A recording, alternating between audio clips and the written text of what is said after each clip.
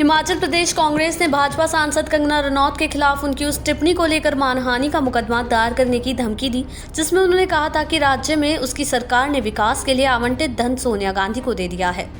जहां हिमाचल प्रदेश के मंत्री विक्रमादित्य सिंह ने कहा कि मैं भाजपा सांसद कंगना रनौत को खुली चुनौती देता हूं कि वो सोनिया गांधी को 1 रुपये देने का सबूत दिखाएं या उनके खिलाफ इस तरह के निराधार आरोप लगाने के लिए कांग्रेस नेता से माफी मांगे।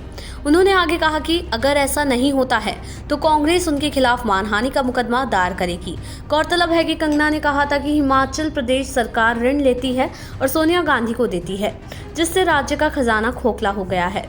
अगर हम आपदा कोष देते हैं तो ये मुख्यमंत्री राहत कोष में जाता है, लेकिन हर कोई जानता है कि ये सोनिया राहत कोष में जाता है। भाजपा सांसद की टिप्पणी पर कड़ी प्रतिक्रिया देते हुए कांग्रेस मंत्री ने कहा कि कंगना का बेवकूफ़ी से भरा बयान उनके बुद्धि के दिवालियेपन को दर्शाता है और कहा कि ये कहते हुए दुख होता है कि वो ज़्यादा पढ़ी लिखी नहीं है और यही बात उनके बयानों में भी झलकती है।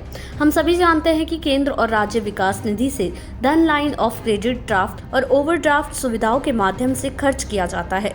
विक्रमादित्य सिंह ने कहा, राजनीति कभी भी इस स्तर तक नहीं गिर सकती। भाजपा सांसद अक्सर हिमाचल प्रदेश नहीं आती है, लेकिन सेंसर बोर्ड द्वारा उनकी फिल्म को ब्लॉक किए जाने से शायद वो दुखी है और मनाली में अपने घर से बेतुके बयान दे रही हैं। ये पहली बार नहीं है जब कंगना ने अपनी टिप्पणी से विवाद खड़ा किया है।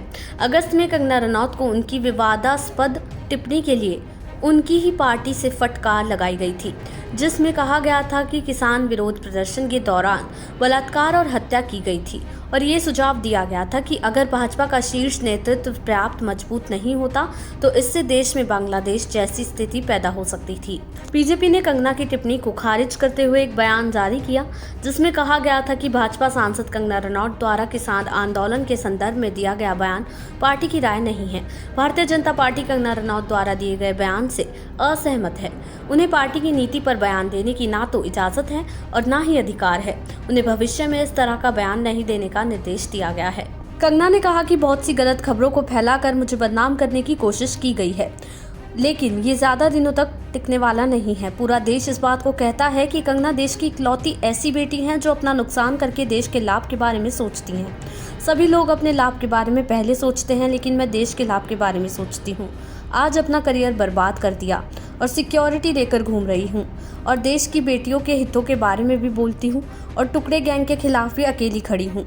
ये देश देख रहा है और मेरा मन बच्चा बच्चा जानता है। जब भी मुझ पर कोई संकट आया तो देश मेरे साथ खड़ा रहा है। देश दुनिया की ऐसी ही तमाम खबरों के लिए देखते रहें समय डिजिटल।